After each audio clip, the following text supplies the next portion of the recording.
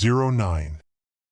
It is the responsibility of schools to teach children good behavior in addition to providing formal education. To what extent do you agree or disagree?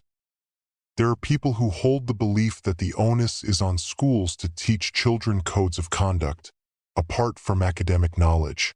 I totally agree with this view, as it fosters a more positive learning environment that paves the way for better academic development. Granted, one might argue that schools focus entirely on the academic side of things instead of being burdened with the responsibility to inculcate good behavior in children. This argument is predicated on the assumption that children often imitate their parents' behaviors, meaning that the responsibility should fall on parents' shoulders. However, although it is true that parents lay the foundation for their children's moral framework, schools act as miniature society where children learn to behave by interacting with peers and authority figures, namely teachers.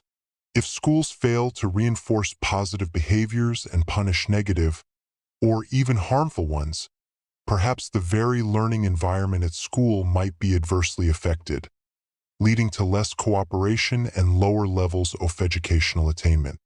In other words, imparting moral lessons and creating a positive, collaborative learning environment can enhance children's academic results, which is indeed one of schools' most important priorities. Of course, there are question marks over how the provided view could be implemented, given the time constraints in educational settings.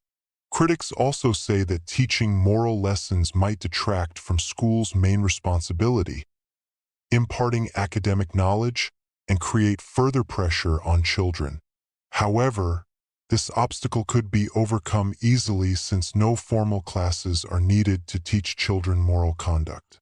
Educators can simply model positive behaviors and weave ethical lessons into their own classes or certain extracurricular activities.